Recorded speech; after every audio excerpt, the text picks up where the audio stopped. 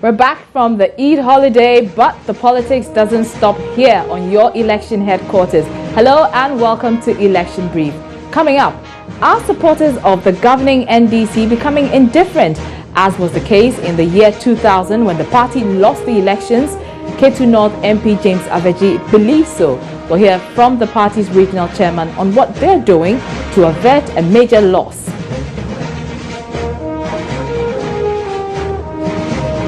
Also, put your money where your mouth is. Flag bearer of the All People's Party dares his colleagues in other minority parties to cough up the money for the EC's filing fees or shut up.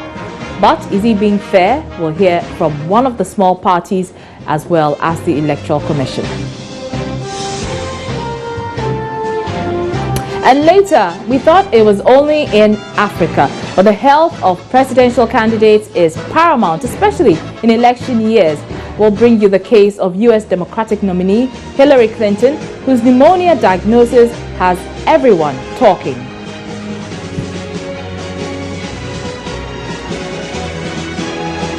Once again, welcome to the show. I'm Araba Kumsin. Now, the Volta region has come to be associated with the National Democratic Congress, particularly when it comes to politics. In fact, it has earned the title the NDC World Bank. Over the years, the NDC has come to rely on the region to shore up its votes in the general and parliamentary elections. And the region has always come through for the party, except in the year 2000 when voters there were apathetic and decided not to vote to protest the party's neglect of the region. But it appears history could be repeated if observations by the Member of Parliament for Ketu North, James Aveji, is anything to go by. Speaking at the launch of the NDC campaign task force for his constituency at Joji, Mr. Aveji cautioned NDC faithful in the region not to remain indifferent. Speaking at the launch of NDC campaign task force for the Ketu North constituency in Joji, Dr. Aveji stressed that history might repeat itself if care is not taken. He therefore cautioned NDC faithful in the region not to slack during the upcoming general elections, but come out in their numbers to vote for the NDC. In 2000,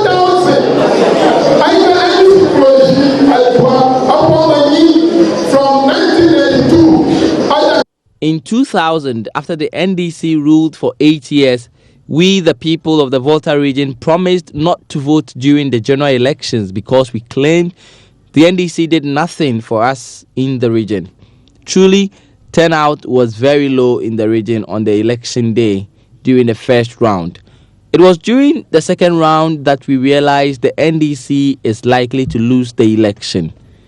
Though turnout was great during the second round, it was too late for us, and the NPP won. It was due to the same apathy that the NPP defeated us in 2000. It is another 8 years of NDC in power, and the same issues of the NDC doing nothing for the Volta region are again cropping up. If we are not careful, history might repeat itself. Therefore, we must all act as ambassadors and educate all NDC faithfuls to go out and vote during the 2016 general elections to guarantee our victory. That is my message.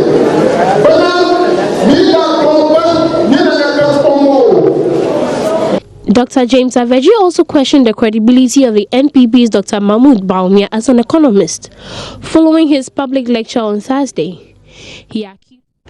So that was Member of Parliament for Ketu North, James Aveji there. We were scheduled to speak to the NDC's chairman for the Volta region, John Kwejo Japong, but we are unable to raise him. As and when we raise him on the line, we'll speak to him on that particular matter. But let's turn our attention on the Progressive People's Party flag bearer, who has been interacting with the electorate in Cape Coast North constituency of the Central region today. And it appears that one this, one that policy is still fresh on the lips of the party flag bearer. Dr. Papa Kwesi Indum has been telling the gathering that they should consider voting for the PPP, which has already implemented one bank, one district policy. Correspondent Kojo Nyako joins us on the line with more. Kojo, explain to us what this one bank, one district policy is all about. Well, essentially what Dr. Indum has been telling the people is that he is not in office yet as president. Yet he's been implementing a lot of policies. One of them is building or having a bank in one district. So anyone who goes around the country, they will see GN Bank. And even though he's not holding any public office for now, it's a private thing, he's been able to demonstrate that he is capable of doing more than what people are promising. And these, what the people are doing are just mere promises. One bank, one dam, one community, 1 meter, one house. But he says that he has already implemented those things.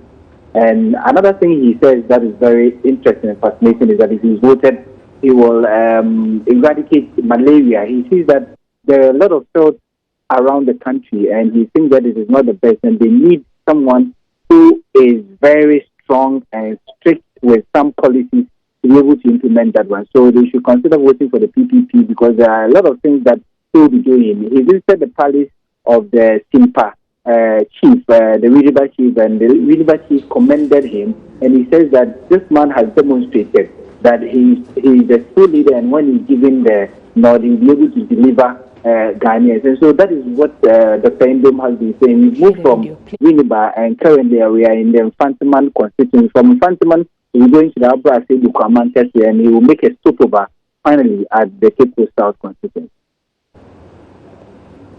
Play the audio.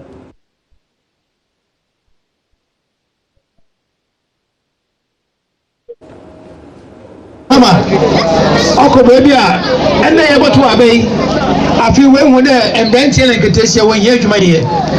And so I feel also there are the 1 million jobs. If you 1 million, as Baba said to Abamana.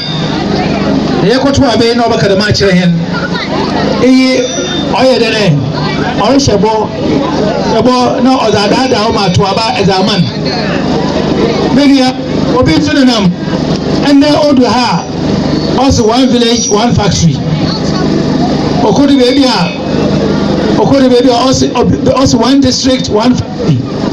Okodi baby, also one village, one dam. Anna John Mahamasu, over one casa, one chair, only Saturday.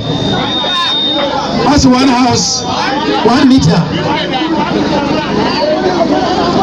Maybe I don't want to say myself to you. Mama, can you there? Ma obiara kiri na no wore shebo na obi bi some there na Dr. Ndomo na is there one this one that na also ebeka dene many am message there member showbo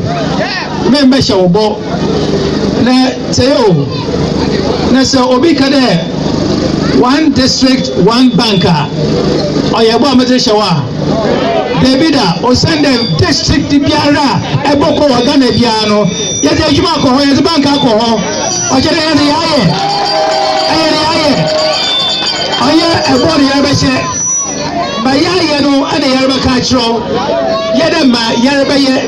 Ense bi no mo ba wasire. Yarba ye atwa ma maye. America show you there, Maye, Mugudasa, Marian, the Mokodoso, Yabisaka home. So that's the PPP flag bearer, Dr. Papa Kwesi Indom, explaining that he's already implementing a bank in each district.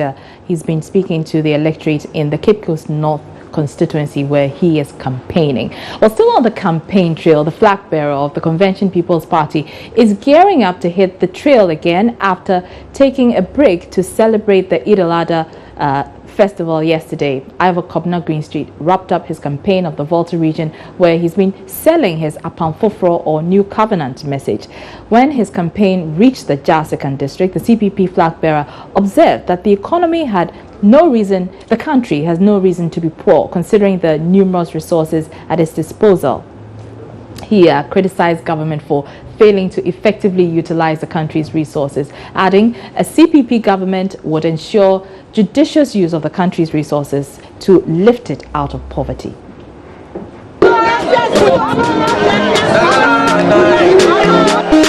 Freedom.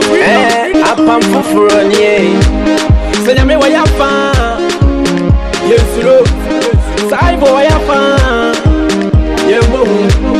2 months on a one hand into Mumma and Tomano. I don't know, Sans or not in my Mumma and Tomano. I for ye, Montomano, Papa Christian, Montomano.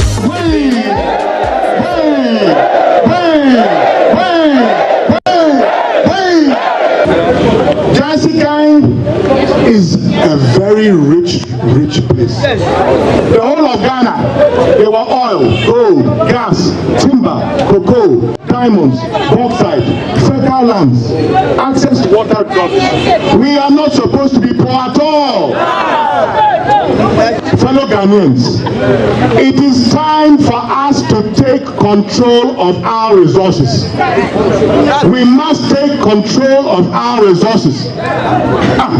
Just recently, MPP and NDC in Parliament, they reduced the amount of money we take from gold, from taxes, from gold fields.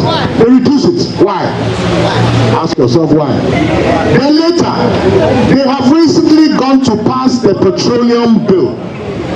You know, between 2010 to 2015, Ghana earned $3 billion from her oil. The way we earn our money is to collect taxes and royalty from the oil people. That is called royalty taxes system.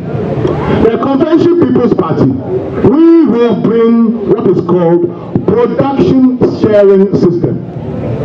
Let me explain. If you are a farmer and you give your land to somebody and the person grows corn, when they grow the corn, say you will share the corn. Yes. That is called production sharing system. If we had chosen the production sharing system, we would have earned between 2010 to 2015 not $3 billion but $9 billion for the Republic of Ghana. So wait. That is $6 billion we could have used for the development, for education, for health, for input for farmers, to improve the roads, to subsidize the lives of the ordinary Ghanaian who are suffering too much. There is too much hardship in the system. And we are such a wealthy nation. Is it right? Is it right? Freedom. Senyame wa yafa Yesulo Saibo wa yafa Yembo Osinso mansana wa.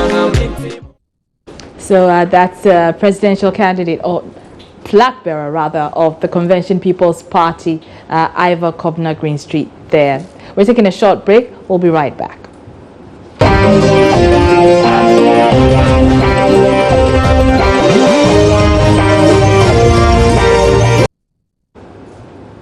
Now, put your money where your mouth is. That's the charge by flag bearer of the All People's Party, Hassan Ayariga, to his colleagues in other minority parties seeking to contest the presidential elections on December 7th.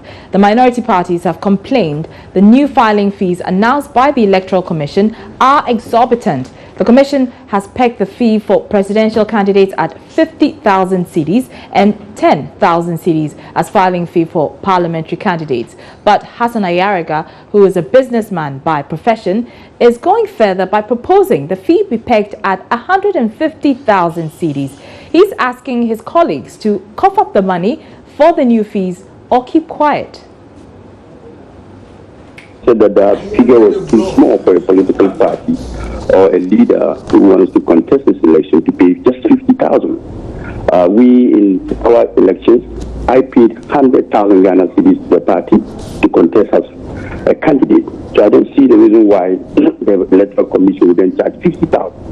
They should have charged more than that, at least 150,000 Ghana cedis for anybody who wants to contest. And even before you pick the form, you paid a month before you pick the form. No, you just come and pick the form, waste the form, and then you don't return it, and we are wasting government resources. You pay the money before you pick the form. Then we'll see how many political parties are serious in terms of campaigning, in terms of wanting to win political power.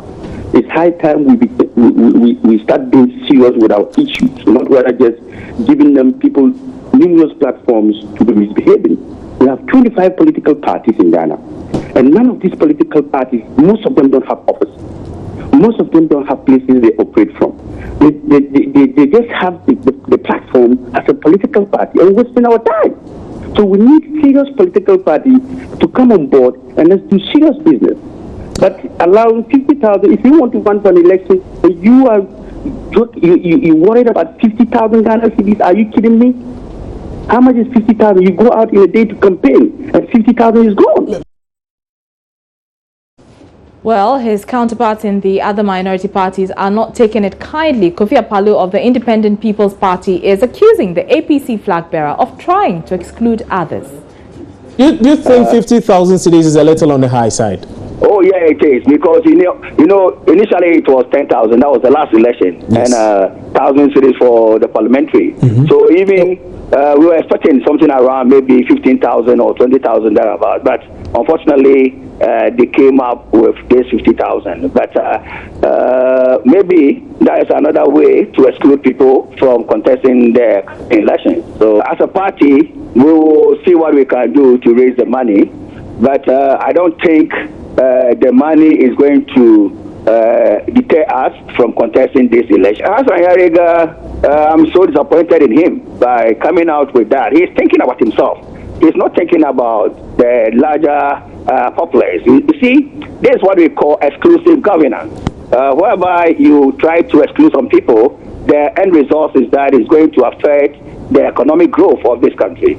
It's not something that everybody should take in light, that you were charging 1,000 cedis and all of a sudden you move into 10,000 cedis. You know, when you are thinking selfishly, that is when you come out with that. But if you are thinking about the general populace, you will never say, pass that kind of comment that he is trying to, I don't know where it's coming from. So, my brother, I don't think it's good for our body politic, like charging people that kind of money.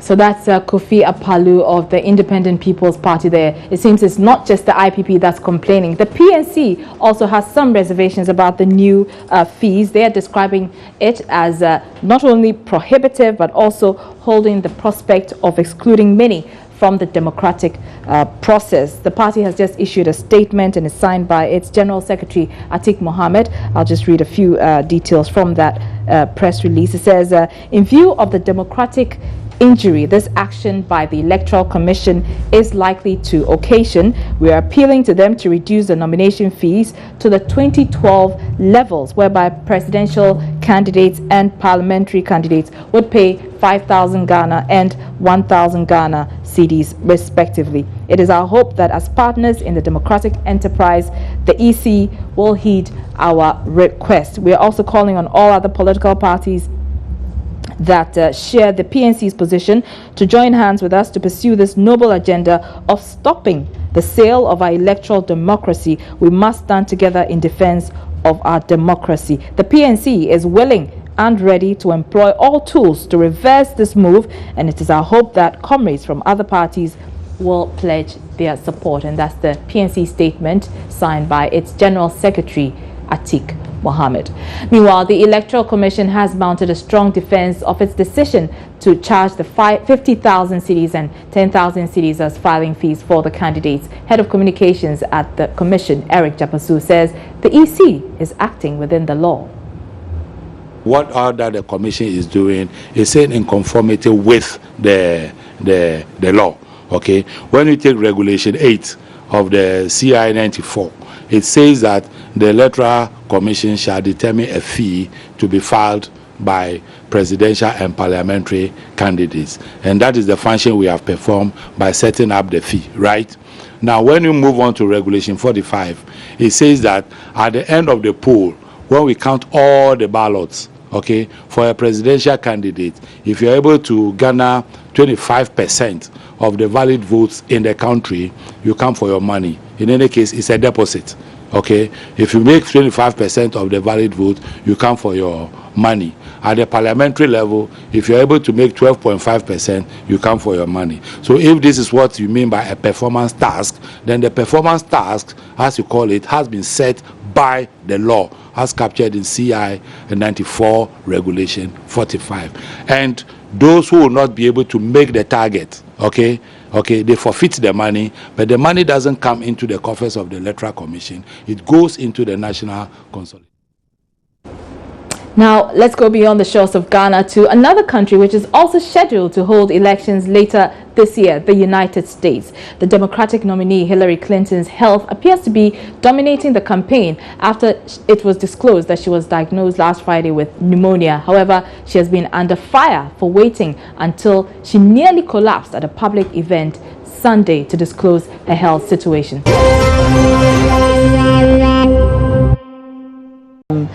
And on that note, we end election brief. I'm so overwhelmed this afternoon. My name is Araba Kumsin. Francis Alban comes up with the polls next. Join us same time tomorrow.